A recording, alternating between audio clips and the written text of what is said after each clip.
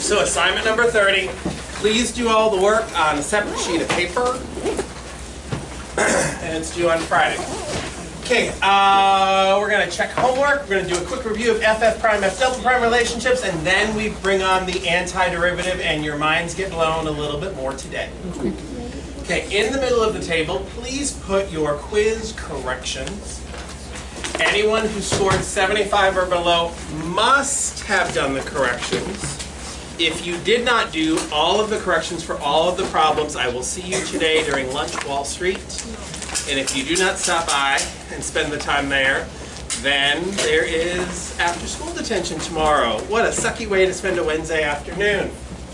But I'm not too worried about you guys with that. All right. So let me put my solutions up here. I'm going to take attendance. Life is good. We already did the first problem in class, so you guys have this already. All right, good. All right, there is the next one. You're looking for where f is decreasing, so you're looking for f prime to be negative. There's all the supporting work that I've got.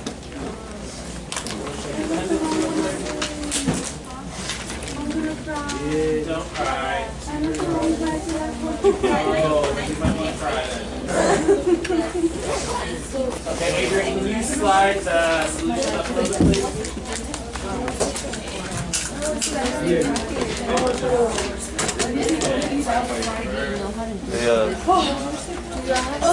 David, stop crying now. Thank you. Axel's here. Well done. I just checked you off as being absent. You were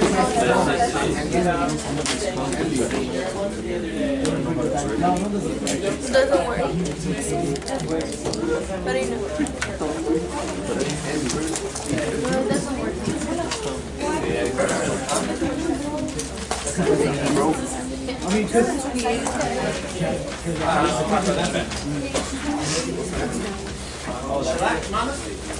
Okay.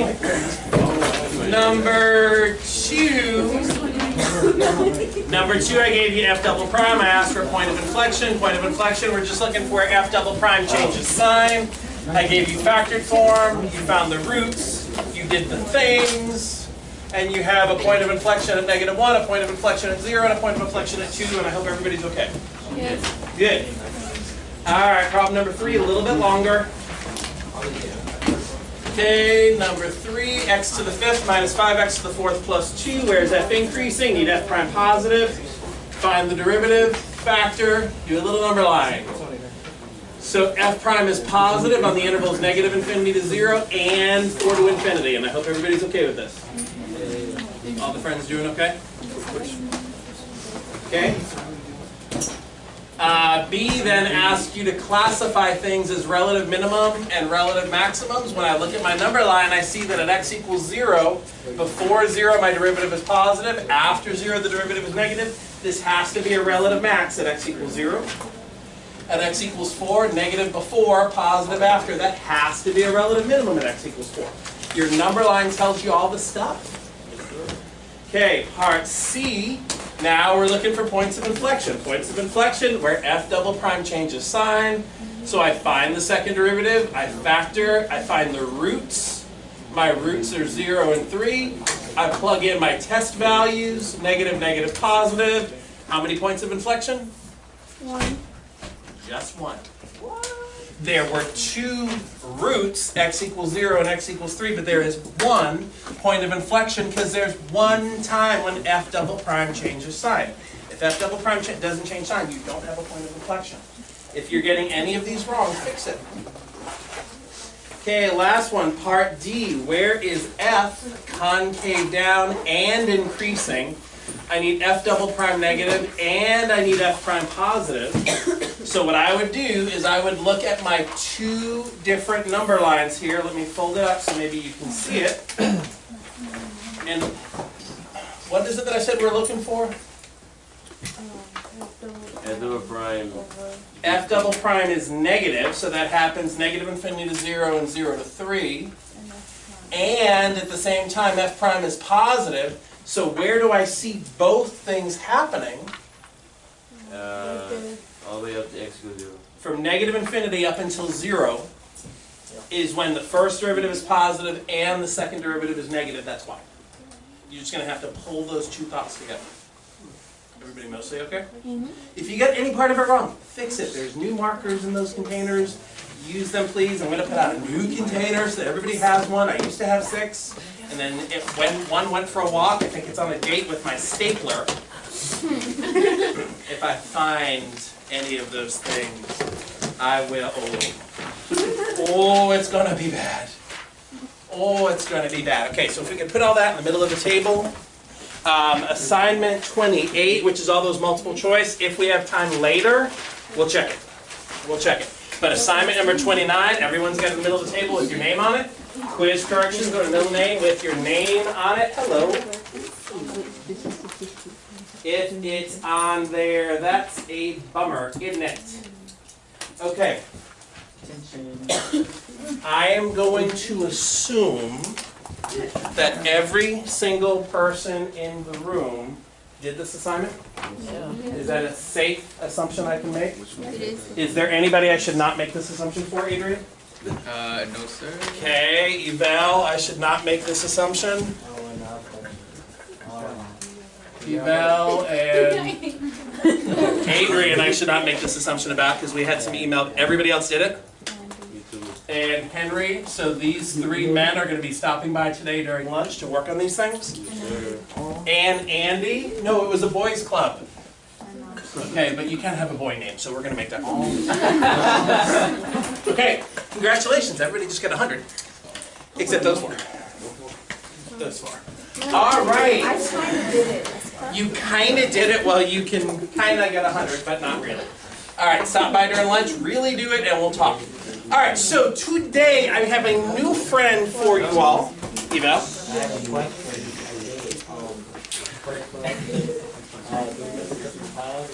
If you could put the corrections in the middle of the table, that would be great.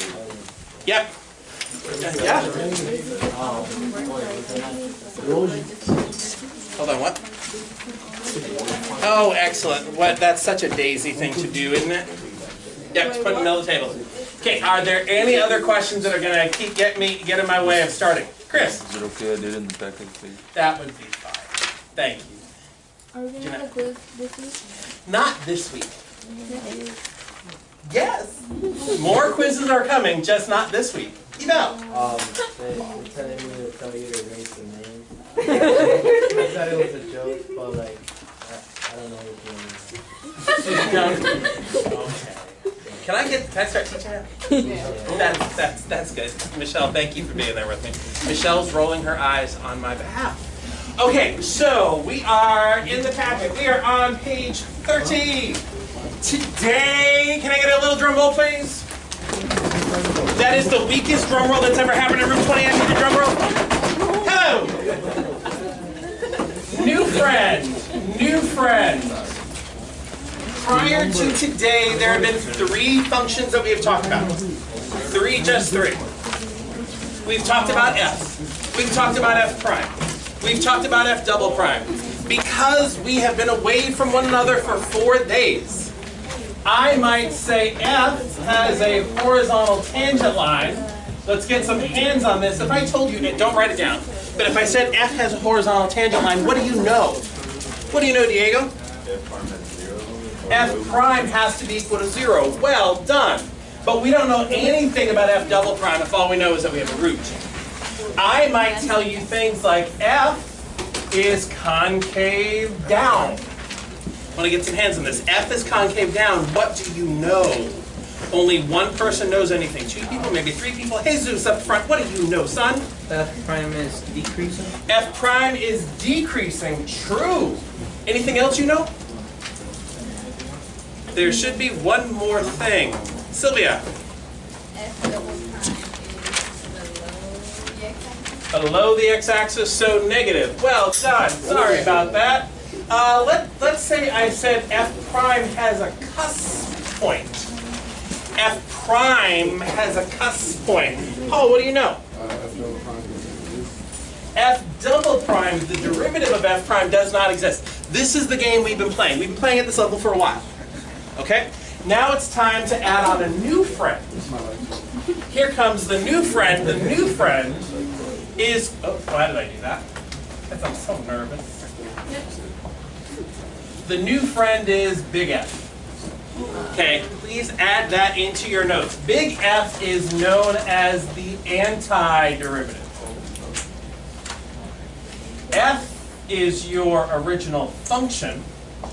F prime is your first derivative. And F double prime is your second derivative. And I know you guys are always curious, like, is there a third derivative? Yes! Is there a fourth derivative? Yes! Those don't tell us important information about the original function in the way that the first and second derivative do, so we don't dabble in it too terribly much. What I need you to keep in mind is that there is this derivative chain here. And what I mean by the derivative chain is that how do I go from the original function to f prime? We take a derivative. How do I go from f prime to f double prime? Another derivative. How do I go from big F down to little f? Another derivative. This is the last link in the derivative family chain. 4 functions. I have no other ones to introduce you to. For those of you that are like, ooh, but is there an anti-antiderivative? Sure, but we don't talk about it. We're not going to worry about antiderivative or like 5th derivative down, that doesn't matter. I am curious though, if we can fill in this table to the best of our abilities. So let's say I tell you that little f is increasing. Have a conversation with somebody near you. What do you know? If no it's. It's been 4 days. Stay away from the word it. What do you know? Jeez, I said stay away from it, and you got louder.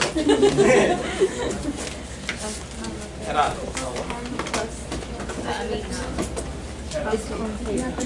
Rebecca. Here, honey. I think, I don't know. I'll just let it be like that. All right. Okay. I don't know. Okay. Oh, and he said right. No. Okay. Little f is increasing. Anybody know anything about the other functions? Paul, what do you know? You know what? I completely agree with you that big F is concave up. Because f is the derivative of the antiderivative. If little f is increasing, the antiderivative must have been concave up for this guy's derivative to be increasing. Do we know anything else? Anything else we can say with confidence?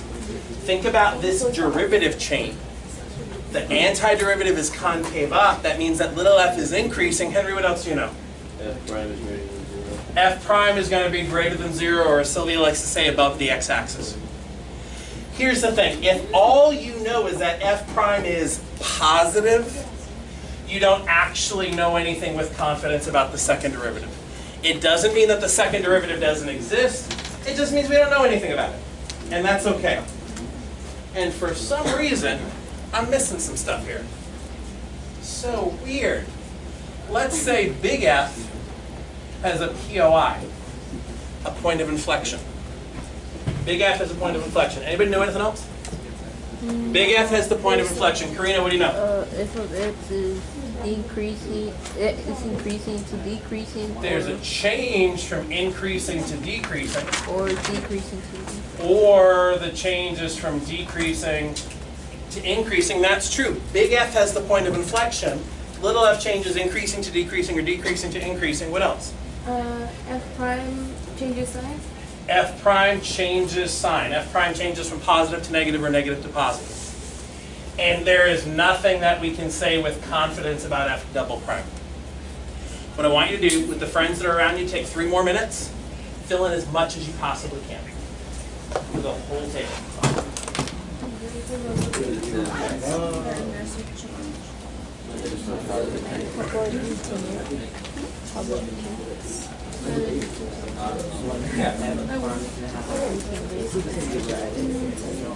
correction? Okay.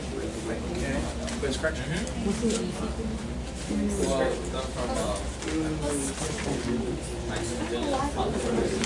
Relative maximum x equals 0. F prime is gonna have a 0. what does that say?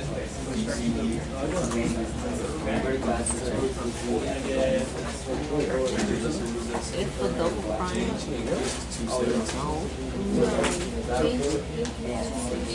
The vertical asymptote at x equals 0.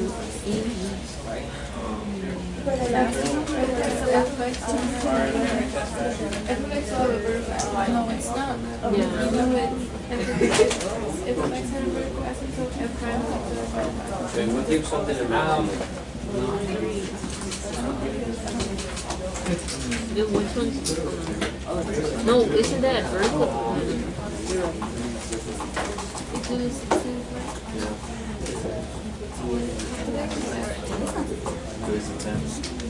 Yeah, today's the 10th. 17 days to my birthday.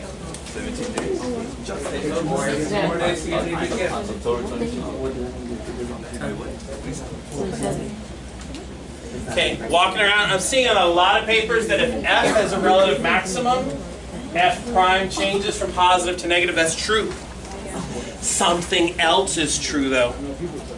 If f prime just made a change from positive to negative, little f has a relative max, but what about big F? Big F has a point of inflection. The difference was in the second column I told you that there was a point of inflection for big F, and then it told you other things about little f and f prime. You're going to have to work your way up and down this chain. Next column, if big F has a vertical asymptote, do we know anything about little f?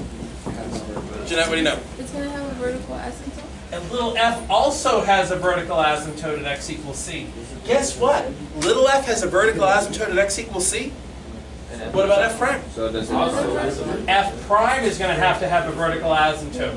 So is f double prime. We talked about this once before. If you have a vertical asymptote in your function, all the derivatives afterwards will have a vertical asymptote. Big F has a cusp point. What about little f? Does not exist at x equals c. So if little f doesn't exist at x equals c, f prime does not exist. F double prime does not exist. If your function doesn't exist, the derivative cannot exist. Vertical tangent line? Big F has a vertical tangent line? If Can you guys show me a vertical tangent line? It's been a while. Vertical that was really funny, Gonzalo. I said vertical, he did that, and so were like 12 other people. Vertical. Vertical. Adrian, vertical? There you go. There you go. Thank you. Like, you look like you want to karate chop somebody. Your big F has a vertical tangent line, so what? settle point? Little f? Does not exist. Does not exist. Your function is not differentiable if you have a vertical tangent line. So this guy here does not exist at x equals c. No surprise, you guys know the rest of the way. F prime does not exist. F double prime does not exist.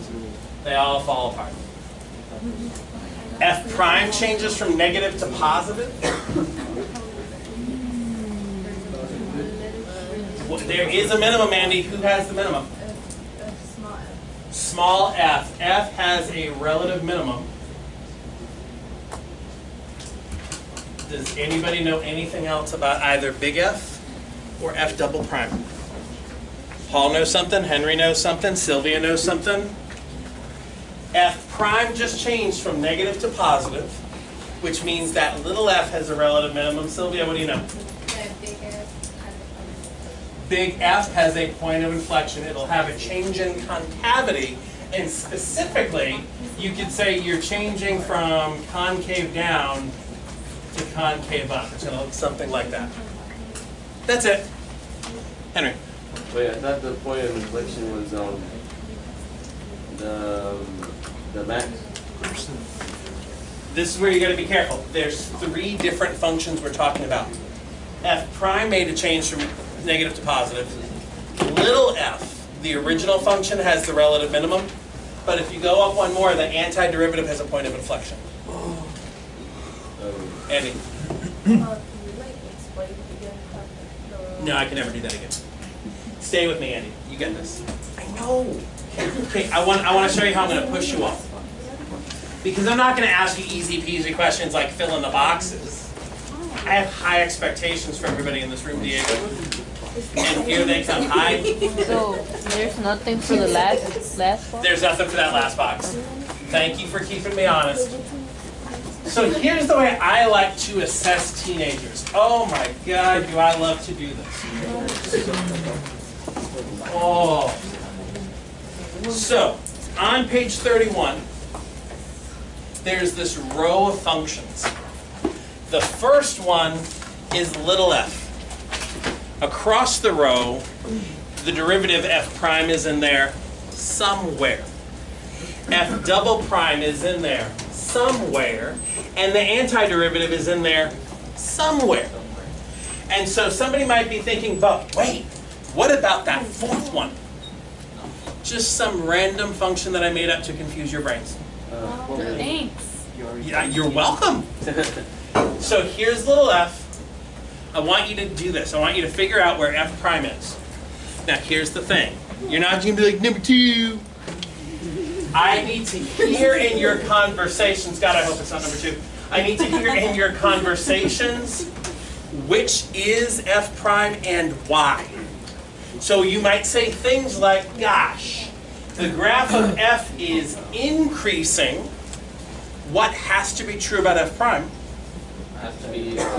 F is increasing, f prime has to be above the x-axis, greater than 0. I need you to write this out.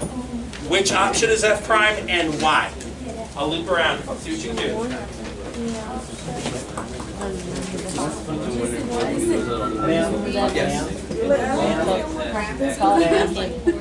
It's just some other graph that I'm not going to show you. Like from this, you can see the better one. So sometimes I show you the graph of little f, and you look at things and you're like, oh, the function is increasing. So you then know that f prime, the derivative, is positive. What is also true, if you saw the graph of an increasing function, is that its antiderivative, a function that is related to this one, would have to be concave up in that same. So whenever little f is increasing, the antiderivative has to be concave up. The problem, Andy, is I'm going to show you one function, or I'm going to give you information about one function, but there's 3 other functions I can ask you questions about now. Okay? Karina, are we good? Okay, how many of you guys are pretty sure you figured out where f prime is? Yeah. 1, 2, 3, 4, 5, 6. See a whole bunch of friends. Jose, which one do you think is f prime? Option 4. Option 4, Jose believes is f prime. How many guys would agree with him? Option number 4? Okay. If it's option 4, I don't really care about option 4. Option 4 doesn't get me anything. I need reasons. I need evidence. Henry, get me started. Oh, well, I'm just going to give it evidence. Right? Give me one piece of evidence. Because f of x has a relative max at x equals 0. F has a relative max at x equals 0. So what does that tell me about f prime? That means that f prime has to go from positive to negative. F prime changes from positive to negative at x equals 0. That's good. That's some evidence. And I see that option 4 does that, but so does option 1. Yeah? So I disagree with option 4, and I said option 1 because you see, like, the lines are for the original function, they're approaching 0. So the ends must approach 0 too, and graph 4 doesn't do that. Did everybody hear what Karina just said? Yes, She disagrees with option 4. You're going with option number 1. Now, is everybody okay that little f has a relative max of 0, so f prime has to change from positive to negative? Yeah. Absolutely. So it's 1 or it's 4? I need more evidence if I'm really going to settle this. And what Karina said sounded something like this. as x approaches infinity, what happens to f? Approach to 0. F of x approaches 0, maybe you say has a horizontal asymptote. And so if that's true, what has to be true about f prime? The graph of f has a horizontal asymptote. Look at those tangent lines, what happens? Approach to 0. They're flattening out. This must mean that f prime approaches 0. So I wouldn't go with option 4. It can't be option 4. Option 4 flattens out, but f prime is not getting closer to 0. So it should be option number 1. You could have made the same comment about as x approaches negative infinity. F of x approaches 0, so f prime approaches 0. Okay, good news. There's f prime. Go get me f double prime. It's too early for anybody to freak out about this yet. You're going to get lots of practice.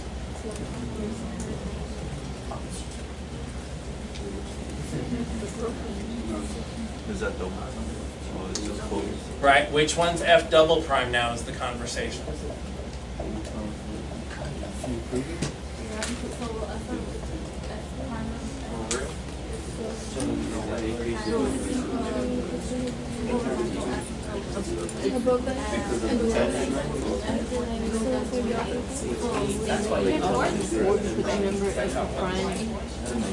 And although 916 is in advance of 933, that's not the way the system works, right?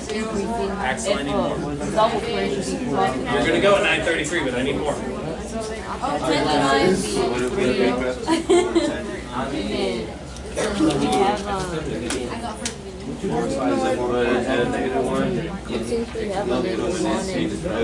Saying the first one, the graph is All right, let's close it out in 3.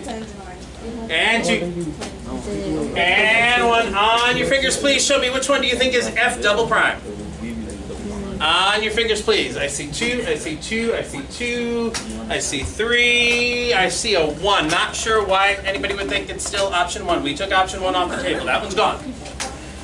Okay, if it's option 2, I need some evidence. I think we're right with option 2. I need the evidence. Paul, give me something. F prime has horizontal tangent lines at x equals -1 and x equals 1. F prime has horizontal tangent lines at x equals 1 and x equals -1. That appears to be true. Horizontal tangent line, horizontal tangent line. So what does that tell you? F double prime has to have zeros and x equals -1. F double prime equals 0 at x equals 1 and x equals -1. True. True. Any other reasons? Maybe you didn't see the horizontal tangent lines. Maybe you saw something else. Some other things about f prime and how it helps you get to f double prime. Just Karina and Henry? Oh, I'm worried. Michelle, what do you see? I mean, Flora, sorry. Wasn't it? Oh, not it, never it. Oh, I'm lying. F Okay, stop lying. F prime at x equals -1 changes from increasing to decreasing. At x equals -1, f prime changes from increasing to decreasing. Is everybody okay with that? Yeah. So what about f double prime? Positive to negative. Changes positive to negative. Nice, I like that. Maybe you want to talk to me about those horizontal asymptotes again. As I head out towards infinity, I have a horizontal asymptote. So what happens with the second derivative? Second derivative better be approaching 0 as well. Either way, I agree that that's f double prime. Nice job. Now for the tough one. Go find me that antiderivative. Good luck. It's one of these two. I have faith in you, Rebecca. You've got this. You need a choice and you need evidence. No. Eeny, meeny, miny, no.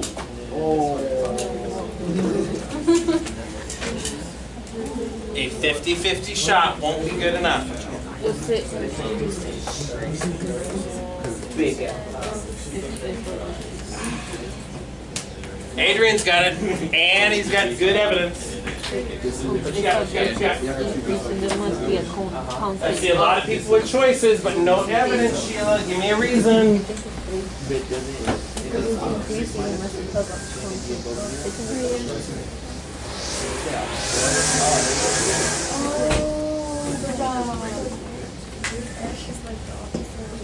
Got it?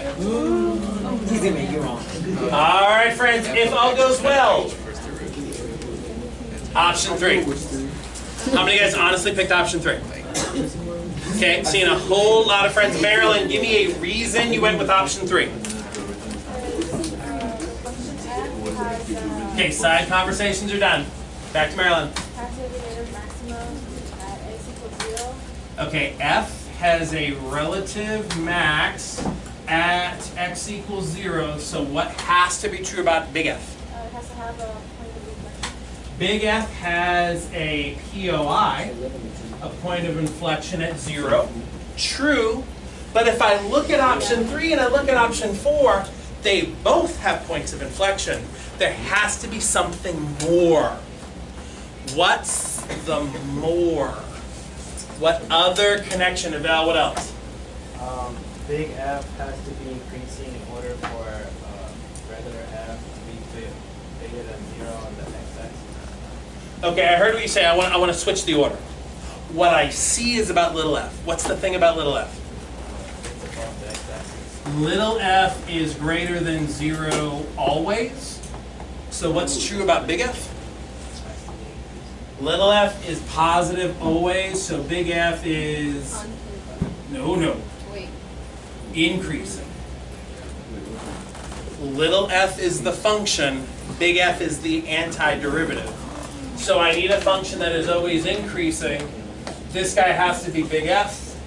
That's the distractor. Karina, then Jalissa.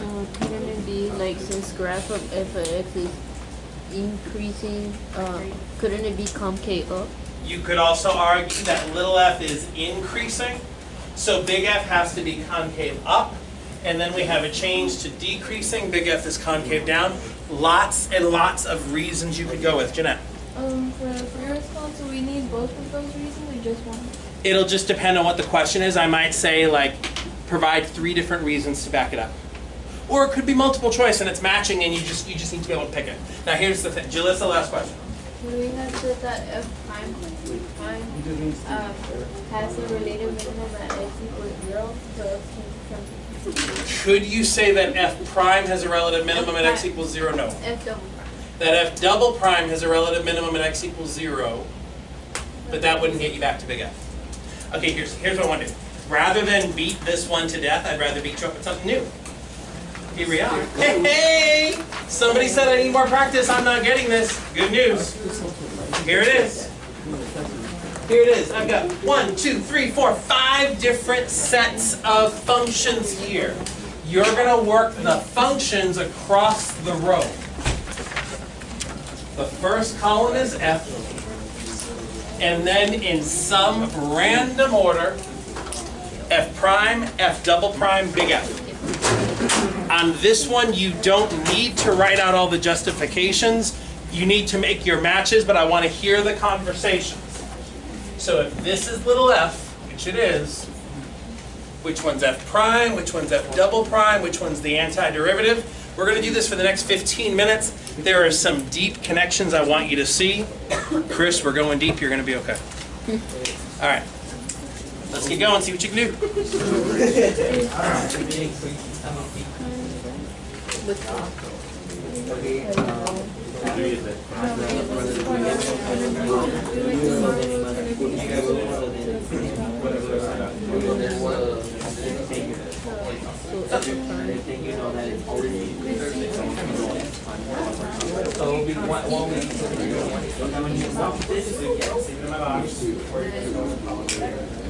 It's the only one that goes.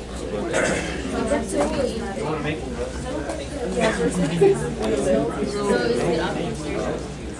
Yeah, I was thinking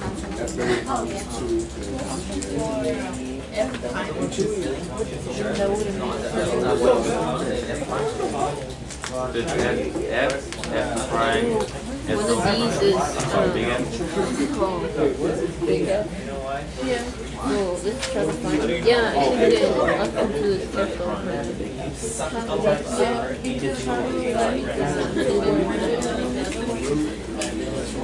So then, Big F. conversation, or is it always going to be AP, not C? So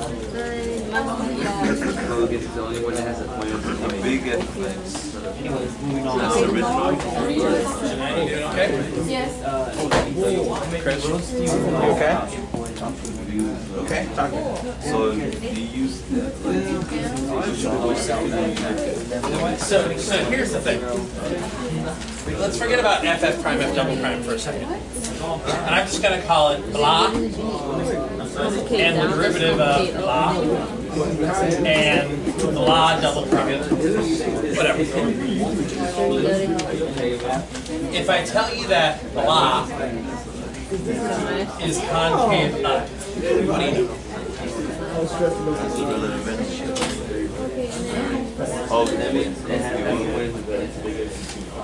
Some random function is concave up. I draw it. Concave up. Is there anything you can tell me about the derivative of this function, regardless of what I'm calling it? That's not the answer.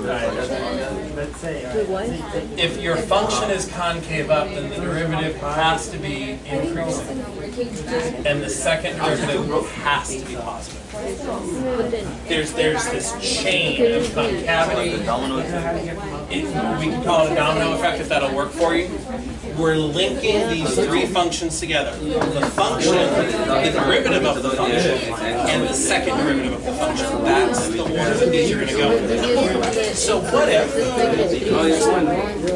this is little f over here? If little f is increasing, then the derivative of little f, which we call f prime, is positive. But what would I put up here? What do you mean positive? Like above the X? Above the x-axis. What's this function? If this is little f, what's this guy? Big F? This is big F. What does that make you concave? What does big F represent? Just the original function? Big F is the function that I take the derivative of to get little Flat f. lines and then flat lines. So if you're thinking that this guy here is the original, I take the derivative of big F to get to little f. So then big F turns into like Bill. You could say big F is the original function, and then this is the derivative, and that's the next derivative. Okay. All right, friends, let's check in on number one. Row number one. On your fingers, please. Which one's F prime? On your fingers, which one's F prime? I only see like 8 people, 9 people, 10 people, 11 people, 12 people. It's an option. Gonzalo, there's only 4 options. I'm not sure what that was. Option number 3 is F prime. Option number 2, F double prime? Shush. Okay. I would expect finding F prime and F double prime is the easy part. Things get scary with the antiderivative. So things that I would maybe look at is, well, gosh, what's F doing here? I could say F is decreasing, and then it's increasing.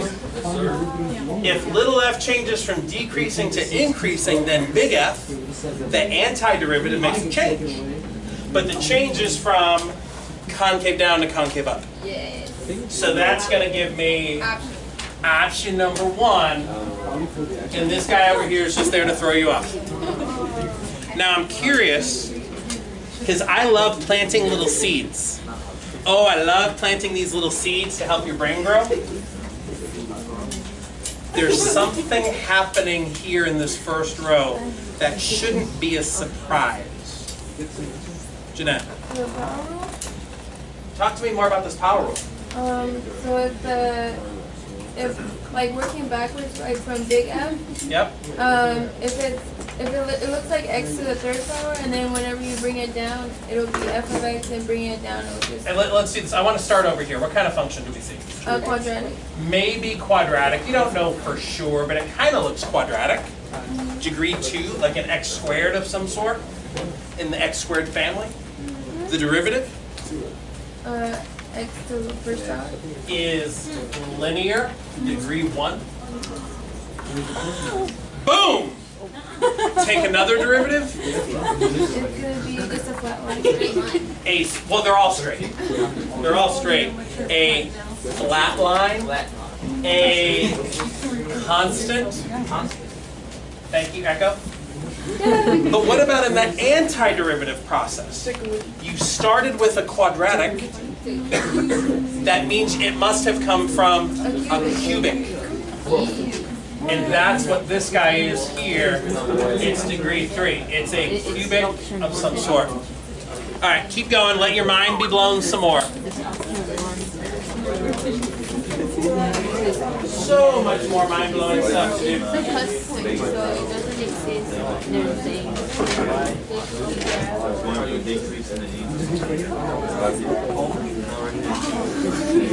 yeah.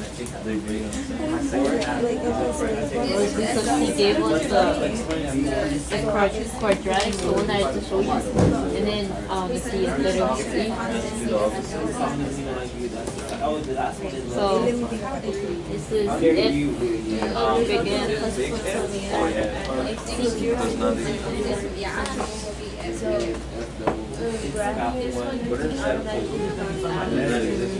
Because you know, no, you're right.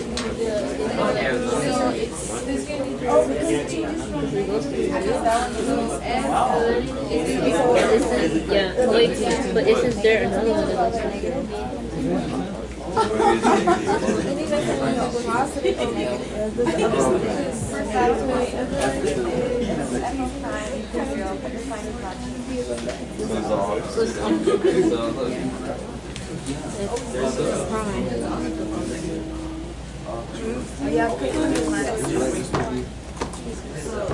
It's 2.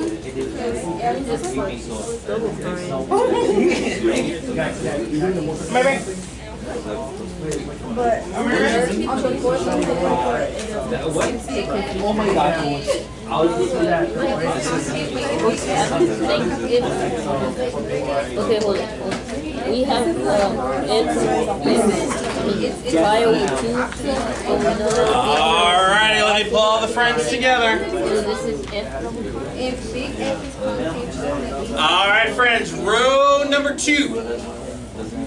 Here's little f. On your fingers, please. Which one is f prime? I need to see everybody on this one. Which one's f prime? I care greatly about this one.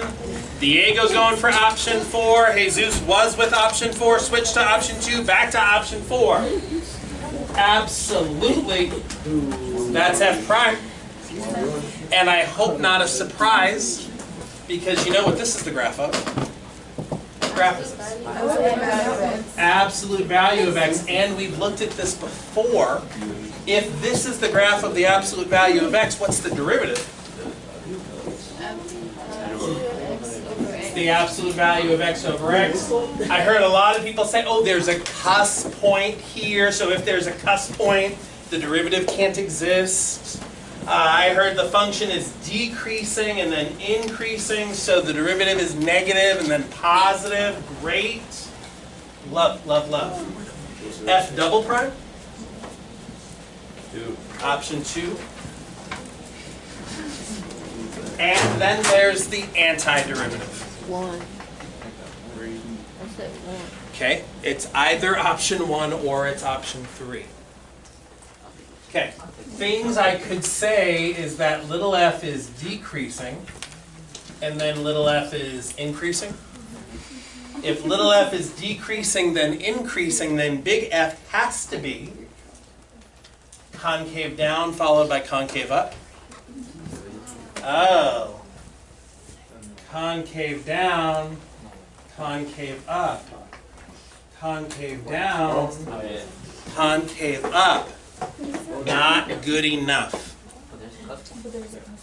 there's something really important happening here that is going to tell me that it has to be option 1.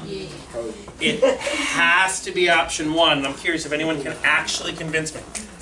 Rarely do I get a calculus kid who can convince me why it has to be option 1. Marilyn, why? Because the function of f is always above the x-axis. So it's I agree that f is above the x-axis all the time, so the antiderivative has to be increasing, but isn't that what both of these are doing? Good try. Really good try. Andy?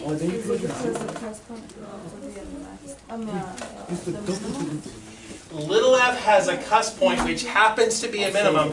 That's not going to help me figure out options 1 and 3. It is subtle. It is rare that somebody can convince me. Paul? Because like you don't know if the graph of f prime is like at x equals 0. You don't know if like it's actually there, but for that one you know that it's actually like it's I like don't know if it's actually there, oh, but it's actually there. like you don't know if there's a hole in. You don't know. Way deep. So deep I've got no clue how to respond. Julissa? You're probably right.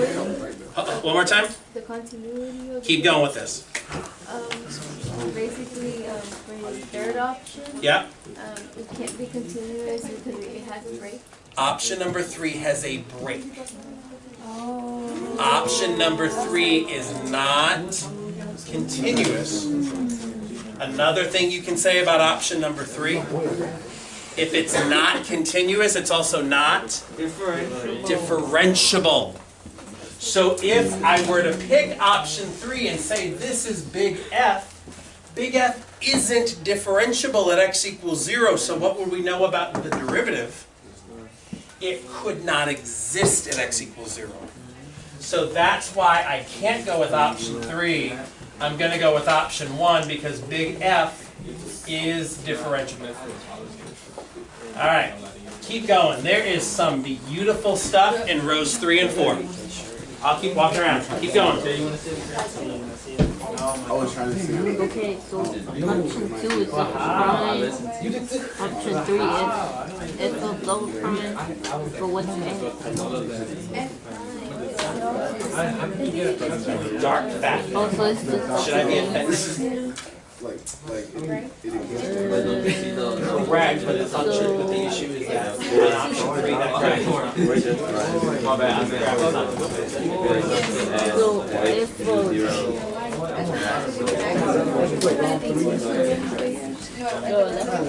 Jump or not?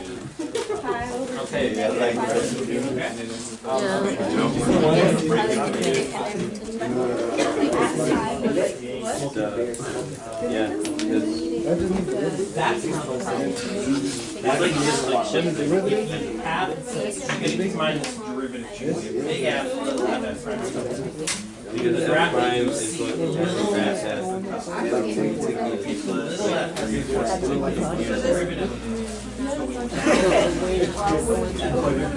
But if you have to, and if you don't want you can't give It's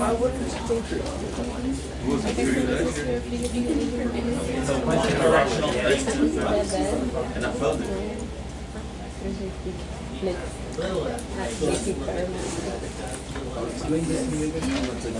I can do make class.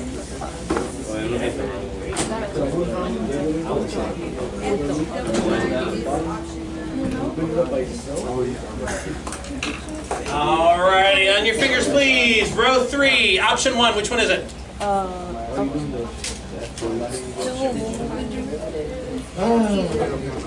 F prime.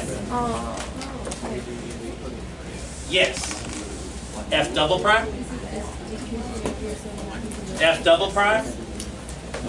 Option 1. And the antiderivative? Option 2. Is option number 2.